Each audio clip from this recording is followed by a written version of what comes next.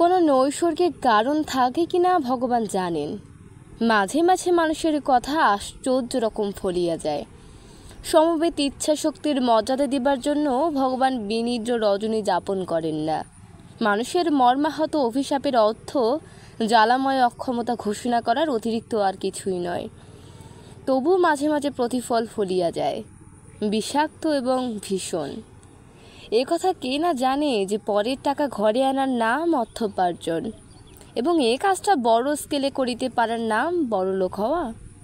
Pocket হইতে চুপি চুপি হারাইয়া গিয়া যেটি পথের ধারে আবর্জনার তলে আত্মগোপন করিয়া থাকে, সেটি ছাড়া নারীর মতো মালিকহীন টাকাও পৃথিবীতে নাই। কম এবং বেশি অর্থোপার্জনের উপায় তাই একেবারে নির্ধারিত হইয়া আছে, কপালের ঘাম আর মস্তিষ্কের শয়তানি। কারো ক্ষতি না করিয়া জগতের নিরীহ ও সাধারণ হইয়া বাঁচিতে চাও? কপালের 500 ফোঁটা ঘামের বিনিময়ে একটি মুদ্রা উপার্জন করো, সকলে পিঠ চাপড়াইয়া আশীর্বাদ করিবে। কিন্তু বড়লোক যদি হইতে চাও, মানুষকে ঠকাও, সকলের সর্বনাশ করো। তোমার জন্মগ্রহণের আগে পৃথিবীর সমস্ত টাকা মানুষ নিজেদের মধ্যে ভাগ করিয়া দখল করিয়া আছে। ছলে বলে কৌশলে যেভাবে পারো তাহাদের সিন্দুক খালি করিয়া নিজের নামে ব্যাংকে জমাও। মানুষ পায়ে ধরিয়া কাঁদিতে কাঁদিতে অভিশাপ দিবে। ধনী হওয়ার এছাড়া দ্বিতীয় পন্থা নাই। সুতরাং বলিতে হয়, যতীনের বাবা অনর্থোপায় হইয়াই অনেকগুলি মানুষের সর্বনাশ করিয়া কিছু টাকা করিয়াছিল। সকলের উপকার করিয়া টাকা করিবার উপায় থাকিলে এমন কাজ সে কখনো করিত না। তাই জীবনের আনাচে কানাচে তাহার যে অভিশাপ ও ঈর্ষার বোঝা জমা হইয়াছিল, সেজন্য তাহাকে সম্পূর্ণরূপে দায়ী করা চলে না। তবু সংসারে চিরকাল পুণ্যের জয় এবং পাপের পরাজয় হইয়া থাকে, এই কথা প্রমাণ করিবার জন্যই যেন বাপের জমা করা টাকাগুলি হতে পাইয়া ভালো করিয়া ভোগ করিতে পারার আগেই মাত্র 28 বছর বয়সে যতীনের হাতে কুষ্ঠরোগের আবির্ভাব ঘটিল। লোকে যা বলিয়াছিল অবিকল তাহাই, একেবারে কুষ্ঠব্যাধি। মহাশ্বেতা একদিন স্বামীকে জিজ্ঞাসা করিল, তোমার আঙুলে কি হয়েছে? কি জানি, একটা ফুসকুড়ির মতো উঠেছিল। মহাশ্বেতা আঙুলটা নাড়িয়া চাড়িয়া দেখিয়া বলিল, ফুসকুড়ি নয়, চারদিকটা লাল হয়েছে। আঙুলটা কেমন অসার অসার লাগছে শ্বেতা, একটু টিনচার আয়োডিন লাগিয়ে দেবে? নয়তো বলো, একটা চুমু খেয়ে দিচ্ছি, এক চুমুতে সেরে যাবে। আঙুলটা চুম্বন করিয়া মহাশ্বেতা হাসিল। পুরুষ মানুষের আঙুল তো নয়, উর্বশী মেনকার কাছ থেকে যেন ধার করেছে। বাবা, মানুষের আঙুলের রং পর্যন্ত এমন টুকটুকে হয়, রক্ত যেন ফেটে পড়ছে। আঙুলটি যে হাতে লাগানো ছিল স্বামীর, সেই হাতটি মহাশ্বেতা নিজের গলায় জড়াইয়া দিল। জীবনে যে কথা সে বহুবার বলিয়াছে, আজ আর একবার সেই কথাই বলিল। এ তোমার ভারী অন্যায়, তা জানো? তুমি সুন্দর বলেই তো আমার ধাঁধা লাগে। তোমাকে ভালোবাসি না, তোমার চেহারাকে ভালোবাসি, বুঝতে পারি না। শুধু কি তাই গো? তবে আর ভাবনা কি ছিল? দিনরাত কীরকম ভাবনায় ভাবনায় থাকি, তোমার হলে টের পেতে। ইসে জ্বলি মরি যে। তারপর আরও কিছুকাল বোঝা গেল না, শুধু আঙুল নয়, যতীনের হাতে 2-3 জায়গায় তামার পয়সার মতো গোলাকার কয়েকটা তামাটের দাগ যখন দেখা দিল, তখনও নয়। মহাশ্বেতা শুধু মনে হইল যতীনের শরীরটা বুঝি ভালো যাইতেছে না। গায়ের রংটা তাহার রক্ত খারাপ হওয়ার জন্য কীরকম নিষ্প্রহ হইয়া আসিয়াছে। একটা টনিক খাওয়া দরকার। দেখো, তুমি একটা টনিক খাও। টনিক খেয়ে কী হবে? আহা, খাও না, শরীরটা যদি একটু সারে। যতীন টনিক খাইল, কিন্তু টনিকে এবেদির কিছুই হইবার নয়। ক্রমে আরও কয়েকটা আঙুলে তাহার ফুসকুড়ি দেখা দিল। শরীরের চামড়া আরও কর্কশ, আরও মরা মরা দেখাইতে লাগিল। চোখের কোল এবং ঠোঁট কেমন একটা অস্বাস্থ্যকর মৃত মাংসের রূপ লইয়া অল্প অল্প ফুটিয়া উঠিল। স্পর্শ অনুভব করিবার শক্তি তাহার ক্ষীণ হইয়া আসিল। চিমটি কাটিলে তাহার যেন আর তেমন ব্যথা বোধ হয় না। দিবারাত্রি একটা ভোতা অস্বাস্থ্যকর অনুভূতি তাহাকে বিষণ্ণ ও খিটখিটে করিয়া রাখিল। এবং সকলের আগে যে আঙুলের ছোট একটি ফুসকুড়িকে মহাশ্বেতা চুম্বন করিয়া 3-4 আয়োডিন লাগাইয়া দিয়েছিল, সেই আঙুলেই তাহার পচন ধরিল প্রথম। 16 টাকা ভিজিটের ডাক্তার বলিলেন, আপনাকে বলতে সংকোচ বোধ করছি, আপনার কুষ্ঠ হয়েছে। 32 টাকা ভিজিটের ডাক্তার বলিলেন, টাইপটা খারাপ, একেবারে সেরে উঠতে সময় নেবে। সেরে তাহলে যাবে ডাক্তারবাবু? যাবে না? ভয় পান কেন? রোগ যখন হয়েছে সারতেও পারে নিশ্চয়ই। এমন করিয়া ডাক্তার কথাগুলি বলিলেন। আশ্বাস দিবার চেষ্টাটা তাহার এত বেশি সুস্পষ্ট হইয়া রহিল যে কাহারও বুঝিতে বাকি রহিল না যতীনের মহাব্যাধি কখনো সারিবে না। 100 টাকা ভিজিটের ডাক্তার বলিলেন, যতটা সম্ভব লোকালাইজড করে রাখা ছাড়া উপায় নেই। তার বেশি কিছু করা অসম্ভব। জানেন তো রোগটা ছোঁয়াচে, সাবধানে থাকবেন। আপনাকে তো বলাই বাহুল্য যে ছেলে মেয়ে হওয়াটা বোঝে না। যতীন বোঝে, মহাশ্বেতা বোঝে, কিন্তু 6 মাস আগে যদি এই বোঝাটা যাইতো। মহাশ্বেতা যেন মরিয়া গিয়াছে। অন্যায় অসঙ্গত অপঘাতে যন্ত্রণা পাইয়া সদ্য মরিয়া গিয়াছে। বিমূঢ় আতঙ্কে বিম্বলের মতো হইয়া সে বলিল, তোমার কুষ্ঠ হয়েছে? ও ভগবান, কুষ্ঠ! যতীন তখনও মরে নাই, মরিতেছিল। সাধারণ কথার সুর, তাললয়, মান সমস্ত বাদ দিয়ে সে কহিল, কি পাপে আমার এমন হলো শ্বেতা? তোমার পাপ হবে কেন গো? আমার কপাল। নিজের বাড়িতে আত্মীয় পরিজনের মধ্যে যতীন হইয়া রহিল অস্পৃশ্য। গৃহের সর্বত্র ঘুরিয়া বেড়াইবার স্বাদ থাকিলেও বাধা অবশ্য কেহই তাহাকে দিতে পারিত না। কিন্তু সে গোপনতা খুঁজিয়া লইল। বাড়ির একটা অংশ বিচ্ছিন্ন করিয়া লইয়া সেখানে নিজেকে সে নির্বাসিত বন্দি করিয়া রাখিল। মহাশ্বেতা ছাড়া আর কাহারও সেদিকে যাইবার হুকুম রহিল না। বন্ধু বান্ধব দেখা করিতে আসিয়া বাহির হইতে ফিরিয়া গেল। সামনাসামনি মৌখিক সহানুভূতি জানাইবার চেষ্টা করিয়া আত্মীয় স্বজন হইয়া গেল ব্যর্থ। যতীন নিজের পছন্দধারা দেহকে কারো চোখের সামনে বাহির করিতে রাজি হইল না। নিজের ঘরে সে রেডিও বসাইল, স্তূপাকার বই আনিয়া জমা করিল, ফোন বসাইয়া বাড়ির অন্য অংশ এবং বাহিরের জগতের সঙ্গে একটা অস্পষ্ট চাপা শব্দের সংযোগ স্থাপিত করিয়া রইল। জীবনযাপনের প্রথার আচমকিক পরিবর্তন ও বিপর্যয়ের সীমা পরিসীমা রহিল না। পৃথিবীর সমস্ত মানুষকে বর্জন করিলেও মহাশ্বেতাকে সে কিন্তু ছাড়িতে পারিল না। নিকটতম আত্মীয়ের দৃষ্টিকে পর্যন্ত পরিহার করিয়া বাঁচিয়ে থাকার মতো মনের জোর সে কোথা হইতে সংগ্রহ করিল বলা যায় না। কিন্তু মহাশ্বেতার সম্বন্ধে সে শিশুর মতোই দুর্বল চিত্ত হইয়া রহিল।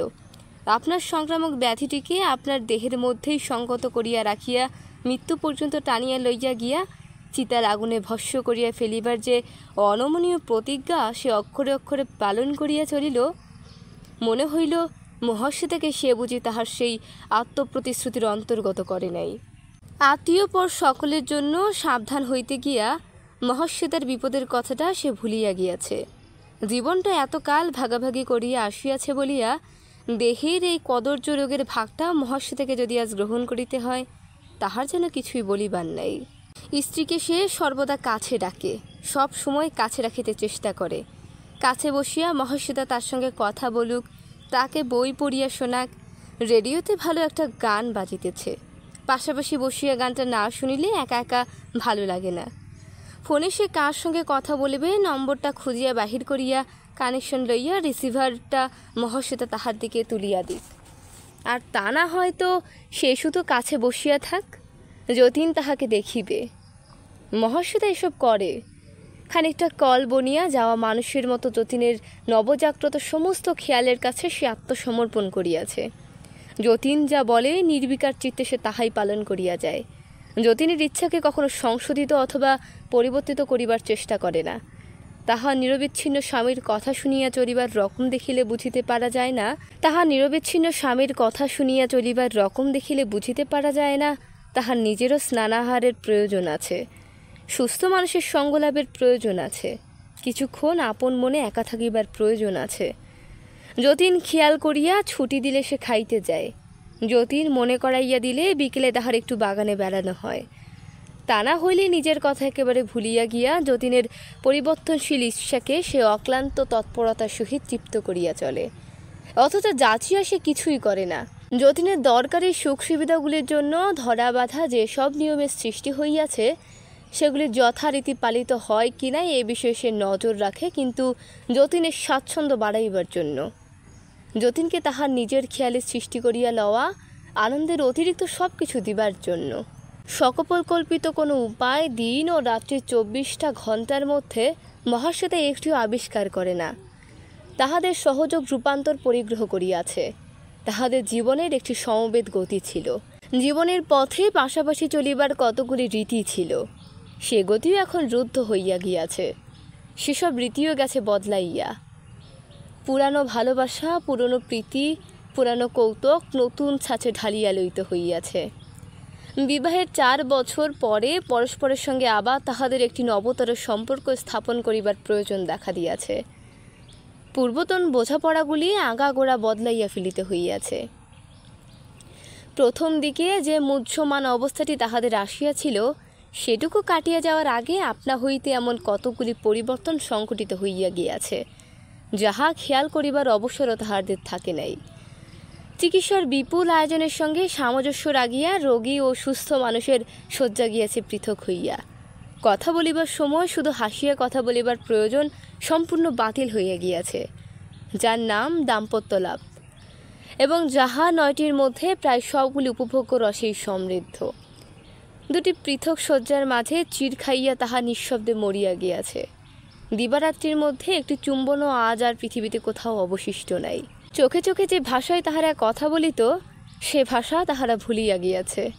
সবটুকু নয়, এখন চোখের দৃষ্টিকে একটি বিম্বল শঙ্কিত প্রশ্ন তাহারা ফুটাইয়া তুলিতে পারে। চোখে চোখে চাহিয়া এখন তাহারা শুধু দেখিতে পায় একটা অবিশ্বাস্য অপ্রকাশিত বেদনা। এই জিজ্ঞাসায় পরিণত হইয়া আছে, এই কি হলো? মহাশ্বেতা দিনরাত বোধহয় এই কথাটাই ভাবে। তাহার ঠোঁট দুটি পরস্পরকে দৃঢ় আলিঙ্গন করিয়া অহরহ কঠিন হইয়া থাকে। ছোট ছোট নিঃশ্বাস ফেলিতে ফেলিতে এক এক সময় সে শুধু বেশি বাতাসের প্রয়োজনে জোরে নিঃশ্বাস গ্রহণ করে। দীর্ঘশ্বাসের মতো শোনায়, অদৃষ্টকে অভিশাপ দিবার মতো শোনায়। যতীন অনুযোগ করিয়া বলে, দিনরাত তুমি অমন করো কেন? মহাশ্বেতা ঠোঁট নাড়িয়া উচ্চারণ করে, কেমন করি? কিছু করি না তো। যতীন হঠাৎ কাঁদো কাঁদো হইয়া বলে, এমনিতেই আমি মরে আছি, তারপর তুমিও যদি আমার মনে কষ্ট দাও। যতীন ভুলিয়া যায়। ভুলিয়া গিয়া সে মহাশ্বেতার হাত চাপিয়া ধরে। প্রথম দিকে তাহার গায়ে ব্যান্ডেজ বাঁধা হইত, আজকাল আলো ও বাতাস লাগাইবার জন্য খুলিয়া রাখা হয়। ডাক্তার দিনে 5-6 বার ধুইয়া যতক্ষণ সম্ভব রোদে ঘাগুলি মেলিয়া রাখিবার ব্যবস্থা দিয়েছেন। ব্যান্ডেজ শুধু রাত্রির জন্য। মহাশ্বেতা তাহার 3টি চামড়া তোলা ফাটিয়া যাওয়া আঙুলের দিকে চাহিয়া থাকে। আঙুলগুলি তাহার হাতে লাগিয়াছে বলিয়া বারেকের জন্য সে শিহরিয়া ওঠে না। মনে হয় যতীন অনুরোধ করিলে তাহার হাতে কোণের অল্প নিচে টাকার মতো চওড়া যে ক্ষতটি ছোট ছোট রক্তাভ গোটায় উর্বর হইয়া আছে, মহাশ্বেতা সেখানে চুম্বন করিতে পারে। যতীন হাত সরাইয়া লয়, রাগ করিয়া বলে, তুমি আমায় ঘেন্না করছো শ্বেতা? মহাশ্বেতা এ কথা অনুমোদন করিবার সুরে রাগিয়া বলে, কখন আবার ঘেন্না করলাম? তবে অমন করে তাকাও কেন? কেমন করে তাকাই? এরকম অবস্থায় এ ধরনের পাল্টা প্রশ্ন মানুষের সহ্য হয়? যতীন উঠিয়া বারান্দায় গিয়া বেলা 12টার কড়া রোদে পাতিয়া রাখা ইজি চেয়ারটিতে কাত হইয়া এলাইয়া পড়ে। বৈশাখী সূর্যের এই অম্লান কিরণ ভালো মানুষের হয়তো 5 মিনিটের বেশি সহ্য হয় না, কিন্তু যতীনের অনুভব শক্তি ভোতা হইয়া গিয়াছে। ঘণ্টার পর ঘণ্টা সে সেই রোদে নিজেকে মেলিয়া রাখিয়া পড়িয়া থাকে। রোদ সরিয়া গেলে ইজি চেয়ারটাও সে সরাইয়া লইয়া যায়। ডাক্তারের কাছে সে সূর্যলোকের মধ্যে অদৃশ্য আলোর গুণের কথা শুনিয়াছে। সে আলোকে যতীন প্রাণপণে কাজে লাগায়, অপচয় করিতে পারে না। খানিক পরে ডাকিয়া বলে, এদিকে শোনো শ্বেতা। মহাশ্বেতা আসিয়া বলে, এইখানে বসো। মহাশ্বেতা যতীনের কাছে ছায়ায় বসে। নিকটবর্তী রোদের ঝাঁজে তাহার ঘর্মাক্ত দেহ শুকাইয়া উঠিয়া জ্বালা করিতে থাকে, কিন্তু সে উঠিয়া যায় না। জ্যোতির্ময়ী পতিব্রতার মতো স্বামীর কাছে বসিয়া ঝিমায়। যতীন বলে, আমার তেষ্টা পেয়েছে। মহাশ্বেতা তাহাকে জল আনিয়া দেয়।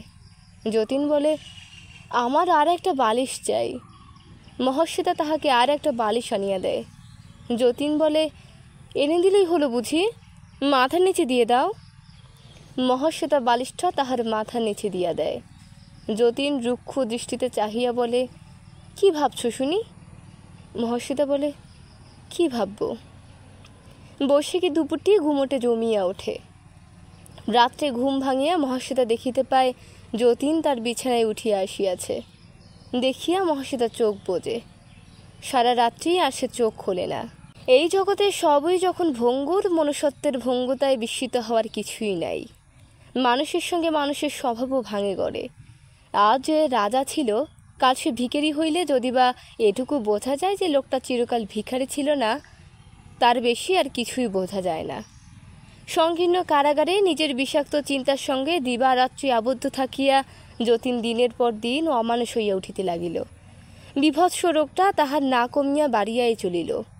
তার সুশ্রী রমণীয় চেহারা কুৎসিত হইয়া গেল। বাহিরের এই কদর্যতা তাহার ভিতরেও ছাপ মারিয়া দিল। তার সঙ্গে কয়েক ঘণ্টা একত্র থাকাও মুহ্যমানা মহাশ্বেতার পক্ষে অসম্ভব হইয়া উঠিল। মেজাজটা যতীনের একেবারে বিগড়াইয়া গিয়াছে। মাথায় রক্ত চলাচলের মধ্যে তাহার কি গোল বাঁধিয়াছে বলা যায় না। চোখ দুটি মেজাজের সঙ্গে মানাইয়া দিবারাত্রি আরক্ত হইয়া আছে। গলার আওয়াজ তাহার চাপা ও কর্কশ হইয়া উঠিয়াছে। মাথার চুলগুলি অর্ধেকের বেশি উঠিয়া গিয়া পাতলা হইয়া আসিয়াছে। নাকের রংটা তাহার তামাটে হইতে আরম্ভ করিয়াছে। মুখের ও দেহের মাংস দেখিলে মনে হয় কতকালের বাসি হইয়া ভিতর হইতে পচন ধরিয়া গাজিয়া উঠিয়াছে। কোণঠাসা হিংস্র জন্তুর মতো উগ্র ভীতিকর ব্যবহারে মহাশ্বেতাকে সে সর্বদার জন্য সন্ত্রস্ত করিয়া রাখিতে শুরু করিয়াছে। মানুষের স্তরে আর যে তাহার স্থান নাই, যতীন তাহা বুঝিতে পারে। মানুষের শ্রদ্ধা, সম্মান ও ভালোবাসা পাওয়ার আশা এই জীবনের মতো তাহার ঘুচিয়া গিয়াছে। সে কাছে আসিতে দেয় না বলিয়া কেহ তাহার খোঁজ খবর নেয় না। এই আত্মপ্রবঞ্চনাকে আশ্রয় করিয়া থাকিতে সে রাজি নয়। মহাশ্বেতার নির্বাক ও নির্বিচার আত্মসমর্পণকে সে অসাধারণ ঘৃণার অস্বাভাবিক প্রকাশ বলিয়া চিনিতে পারিয়াছে। মানুষকে দিবার যতীনের আর কিছুই নাই। সে তাই মানুষের উপর রাগিয়াছে। সে তাই স্বার্থপর হইতে শিখিয়াছে। ব্যথা পাইয়াছে বলিয়া কাহাকে ব্যথা দিতে সে কুণ্ঠিত নয়। নাগাল সে পায় শুধু মহাশ্বেতার। মহাশ্বেতাকেই তাহার ব্যাধি ও ব্যাধিগ্রস্ত মনের ভার বহন করিতে হয়। সে শ্রান্ত হইয়া পড়িয়াছে। তার অবসন্ন শিথিল ভাবটাও অনেক কমিয়া গিয়াছে। মনে হয় আত্মরক্ষার ঘুমন্ত প্রবৃত্তিগুলো আর তাহার ঘুমাইয়া নাই। এবার সে একটু বাঁচিবার চেষ্টা করিবে। চিরটা কাল সহমরণে যাইবে না। যতীনকে সে বলে, কোথায় যাবে? যতীন বলে, না, সমুদ্রের জল লাগালে হয়তো কমতো। যতীন কুটিন সন্দিগ্ধ দৃষ্টিতে তাকাইয়া বলে, কমতো? তোমার মাথা হতো। ডাক্তারের কথা বলেনি। মহাশ্বেতা রাগ করিয়া বলে, ডাক্তারের কথা শুনে তো সবই হচ্ছে। খানিক পরে সে আবার বলে, ঠাকুর দেবতার কাছে একবার হদ্দে দিয়ে দেখলে হতো, হয়তো প্রত্যাদেশ কিছু পেতে। যতীন আরক্ত চোখে মহাশ্বেতার সুস্থ সবল দেহটির দিকে চাহিয়া থাকে। নিজের ছেলে খেয়ে ঠাকুর দেবতায় অত ভক্তি কেন? প্রত্যাদেশ? তোমার মতো পাপিষ্ঠার স্বামীকে ঠাকুর প্রত্যাদেশ দেন না। ব্যাপারটা মাসখানেক পুরনো। যতীন ঘটনাটির সংক্ষিপ্ত ইতিহাস শুনিয়াছে, কিন্তু দৈব দুর্ঘটনায় সে বিশ্বাস করে নাই। মহাশ্বেতাকে সন্দেহ করিয়াছে। সন্দেহটা মনে মনে নাড়াচাড়া করিতে করিতে নিজের তাহাতে প্রত্যয় জন্মাইয়াছে এবং উগ্র উত্তেজনায় একটা পুরা দিন পাগল হইয়া থাকিয়াছে। মহাশ্বেতা কিছু প্রকাশ করে না। জেরার জবাবে এমন সব কথা বলে যে যতীন বিশ্বাস করিতে পারে না। জোড়াতালি দিবার চেষ্টাটা তাহার ধরা পড়িয়া যায়। তাছাড়া মহাশ্বেতা এমন এমন ভাব দেখায় যেন এটা সম্পূর্ণভাবে তাহারই ব্যক্তিগত জীবনের ঘটনা। এমনও যদি হয় যে এ ব্যাপারে তাহার হাত ছিল, দৈবের চেয়ে সেই বেশি দায়ী বলিবার অধিকার যতীনের নাই। সে তাহার জীবনের সঙ্গে সম্পর্কহীন অপ্রাসঙ্গিক আলোচনা তুলিয়া অনর্থক উদ্বিগ্ন হইতেছে। মহাশ্বেতার কপালে দুঃখ ছিল, সব দিক দিয়া বঞ্চিত হওয়ার বিধিলিপি ছিল। সে দুঃখ পাইয়াছে, বঞ্চিত হইয়াছে। যতীনের কি? সে কেন ব্যস্ত হয়? তার স্বামী বলিয়া যতীন দেবতার প্রত্যাদেশও পাইবে না, এ কথাটা মহাশ্বেতার সহ্য হয় না। সে বলে, ছেলে ছেলে করে তো মরছো, গুণে জেনেছ ছেলে? যতীনের চোখে প্রত্যাদেশকারীর দৃষ্টি ফুটিয়া ওঠে।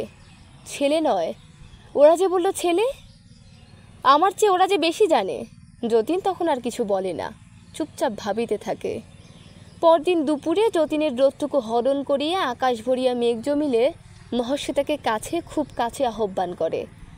বাহিরে ব্যাকুল বর্ষণ শুরু হইলে হঠাৎ সে বহুদিনের ভুলিয়া যাওয়া অভিমানের সুরে বলে, মেয়ের বুঝি দাম নেই?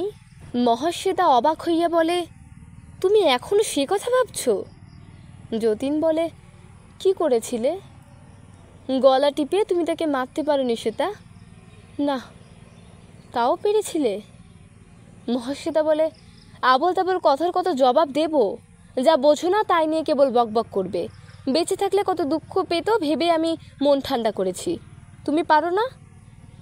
কি বৃষ্টিটাই নামলো, দেখি একটু। মহাশ্বেতা উঠিয়া গিয়া জানালায় দাঁড়ায়। বাহিরে অবিশ্রান্ত জল পড়ে আর যতীন অবিরত গাল দেয়। মহাশ্বেতা চোখ দিয়া বর্ষা দেখে আর কান দিয়া স্বামীর কথা শোনে। যতীন যখন বলিতে থাকে যে এ কাজ যে মেয়ে মানুষ করিতে পারে, সে যে আর কোনো অন্যায় করিতে পারে না, এ কথা স্বয়ং ভগবান তাহাকে বলিলেও সে বিশ্বাস করিবে না, তখন মহাশ্বেতা একটু হাসে। একদিন তাহাদের এই কথোপকথন হইয়াছিল। কি পাপে আমার এমন হলো শ্বেতা? তোমার পাপ কেন হবে, আমার কপাল। আজ কথা বলিবার ধারা উল্টিয়া গিয়াছে। যতীন আজ প্রাণপণে চেঁচাইয়া বলে, তোমার পাপে আমার এমন দশা হয়েছে। ছেলেখেকো রাক্ষসী, তুমি মরতে পারোনি? না, স্বাদ আহ্লাদ এখনো মেটেনি। এখনো বুঝি একজন খুব ভালোবাসছে? এই সন্দেহটাই এখন যতীনের আক্রমণ করার প্রধান অস্ত্রে দাঁড়াইয়া গিয়াছে। যতীন আজ প্রাণপণে চেঁচাইয়া বলে, তোমার পাপে আমার এমন দশা হয়েছে। ছেলেখেকো রাক্ষসী, তুমি মরতে পারোনি? না, শখ আহ্লাদ এখনো মেটেনি, এখনো বুঝি একজন খুব ভালোবাসছে? এই সন্দেহটাই এখন যতীনের আক্রমণ করার প্রধান অস্ত্রে দাঁড়াইয়া গিয়াছে। মহাশ্বেতার মুখ দেখিলে কারও এ কথা মনে হওয়া উচিত নয় যে সে সুখে আছে। যতীনের দেখিবার ভঙ্গি ভিন্ন। মহাশ্বেতার মুখের ম্লানিমা তার চোখের রূপ ঐজস্যের মতো লাগে। ওর চোখের ফাঁকা দৃষ্টি যে আজকাল শান্তিতে স্থিমিত হইয়া গিয়াছে, সেটা তার মনে হয় পরিতৃপ্তি। ওর পরিষ্কার পরিচ্ছন্ন থাকাটা যতীনের কাছে হইয়া উঠিয়াছে সাজসজ্জা। তার দৃষ্টির আড়ালে ওর নেপথ্য জীবনটির পরিসর বাড়াইয়া তোলা যতীনের কাছে গভীর সন্দেহের ব্যাপারে দাঁড়াইয়া গিয়াছে। তাকে একা ফেলিয়া সমস্ত দুপুরটা সে কাটায় কোথায়? অন্য ঘরে বিশ্রাম করে? যতীন বিশ্বাস করে না। বিশ্রামের জন্য অন্য ঘরেই যদি তার প্রয়োজন, যতীনের পাশের ঘরখানা কী দোষ করিয়াছে? নির্জন দুপুরে নিচের তলার কোনায় একটা ঘর ছাড়া ওর বিশ্রাম করা হয় না। বাহির হইতে যে ঘরে সকলের অগোচরে মানুষ আসা যাওয়া করিতে পারে।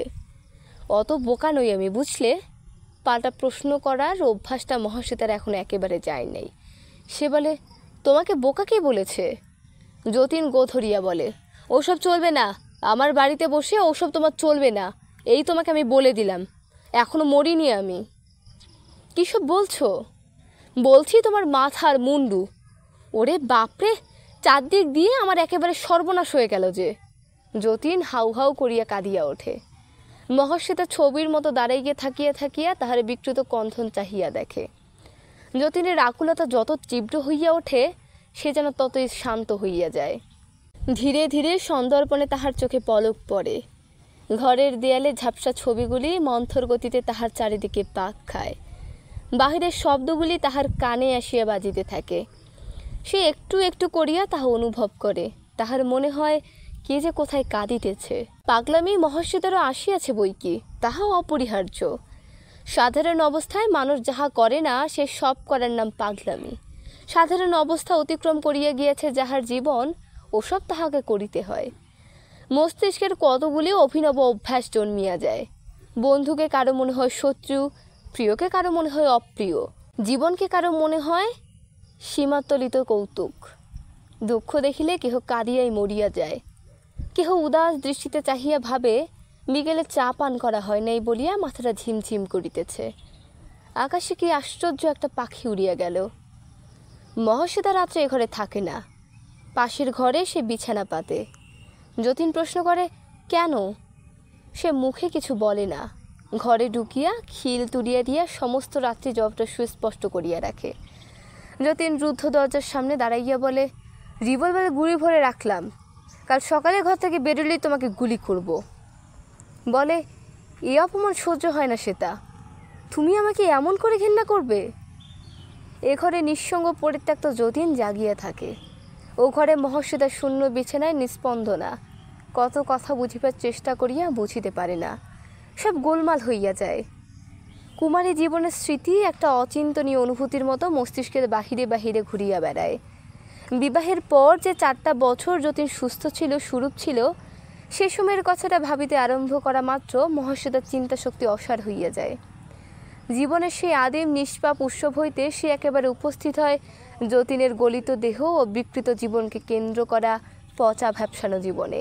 সেখানে একটি নবজাতক শিশু, একটি পরুপুষ্ট বিস্ময় জন্মিয়া মরিয়া যায়, বারবার জন্মিয়া বারবার মরিয়া যায়। যতীনের মনে যত আলো ছিল সব নিভিয়া গিয়াছে। গাঢ় অন্ধকারে তাহার মনে এককালীন হাস্যকর কত কুসংস্কারের যে জন্ম হইয়াছে সংখ্যা হয় না। কয়েকদিন ভাবিয়ায় প্রত্যাদেশে তাহার অক্ষুণ্ণ বিশ্বাস জন্মিয়া গিয়াছে।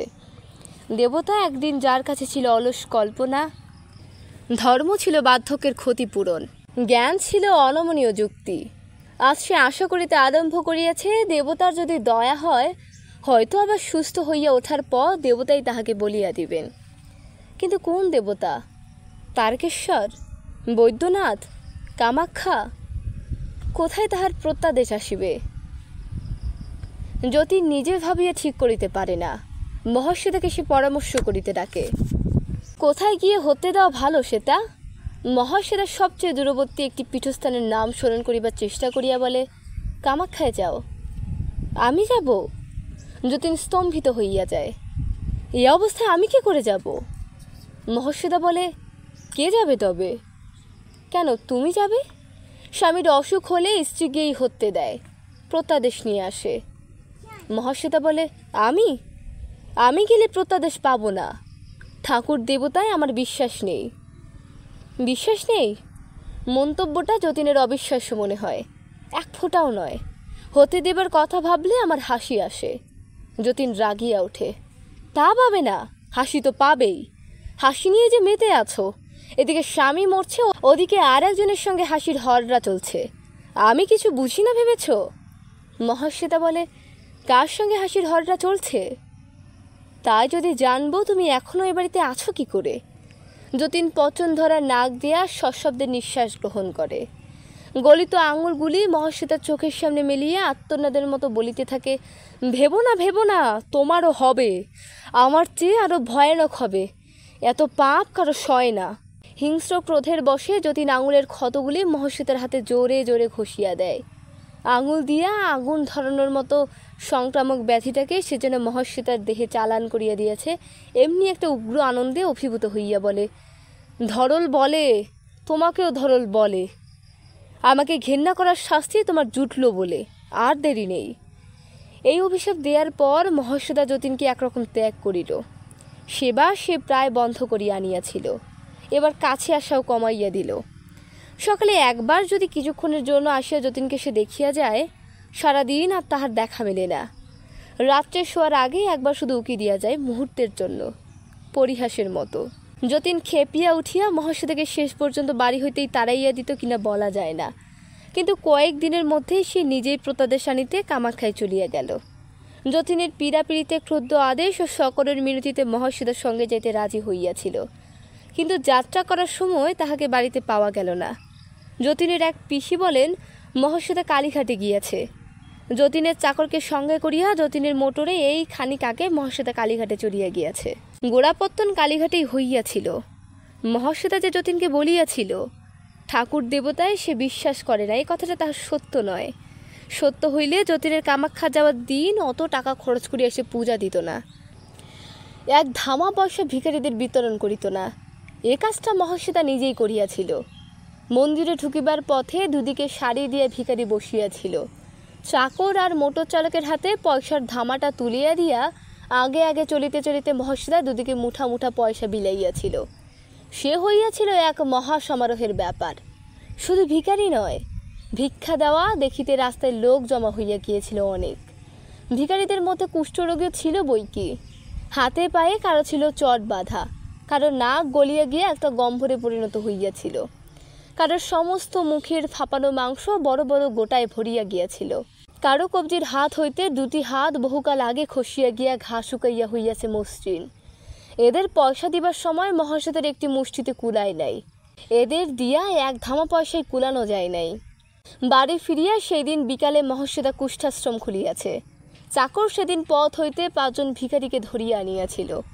তাহাদের মধ্যে 2 জন হাজার সুখ ও স্বাচ্ছন্দ্যের লোভেও এখানে থাকিতে রাজি হয় নাই।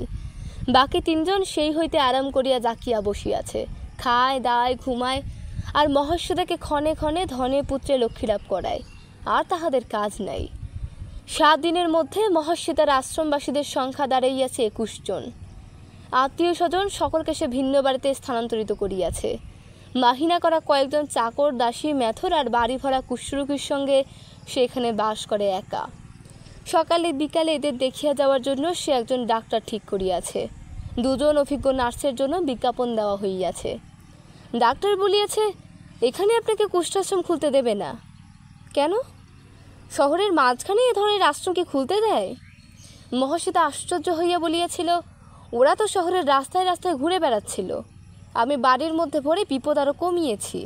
ডাক্তার একটু হাসিয়া বলিয়াছে, তবু দেবে না। তবে কি জানেন, এসব হলো সৎ কাজ, সহজে কেউ বাধা দিতে চায় না। পাড়ার লোকে নালিশ করবে, সে নালিশের তদবির হবে, তারপর আপনার কাছে নোটিশ আসবে। তখনও 2 মাস আপনি চুপ করে থাকতে পারবেন, ফের আর একটা নোটিশ এলে তখন ধীরে সুস্থে সরিয়ে নেবার ব্যবস্থা করবেন। ডাক্তারের এত কথার জবাবে মহাশ্বেতা বলিয়াছে, কুষ্ঠ কি ভয়ানক রোগ ডাক্তারবাবু? ডাক্তার তাহার বিপুল অভিজ্ঞতায় আবার অল্প একটু হাসিয়াছে। এরকম কত রোগ সংসারে আছে, মানুষকে একেবারে নষ্ট করে দেয়। বংশের রক্তধারার সঙ্গে পুরুষানুক্রমে মিশে থাকে এমন রোগ একটা নয়। মিসেস দত্ত, বংশ, পুরুষানুক্রম, কে জানে? ডাক্তার কতখানি টের পাইয়াছিল। যতীন শুধু সন্দেহ করিয়া খেপিয়া উঠিয়াছিল, ভাবিয়াছিল তাকেই মহাশ্বেতা বঞ্চনা করিয়াছে। ডাক্তার জানিয়াও নির্বিকার হইয়া আছে, হয়তো মনে মনে ডাক্তার সমর্থনও করে। জ্ঞানী ও অজ্ঞানের মধ্যে একটু পার্থক্য থাকিবেই। নার্স ঠিক হওয়ার আগে যতীন ফিরিয়া আসিল। সে ঠিক প্রত্যাদেশ পায় নাই। কেমন একটা স্বপ্ন দেখিয়াছে যে কুণ্ড হইতে একটি সাদা ফুল আনিয়া মাদুলি করিয়া ধারণ করিলে সে নিরোগ হইতে পারে। বাড়ি ফেরার আগে যতীন মাদুলি ধারণ করিয়াছে। বাড়ির ব্যাপার দেখিয়া তাহার চমক লাগিয়া গেল। এসব কি করছো শ্বেতা? মহাশ্বেতার মন অনেকটা শান্ত হইয়া আসায় বুদ্ধিটাও তাহার বেশ পরিষ্কার ছিল। সে বলিল, তোমার কল্যাণের জন্যই করেছি। কালীঘাটে একজন সন্ন্যাসী দেখা পেলাম।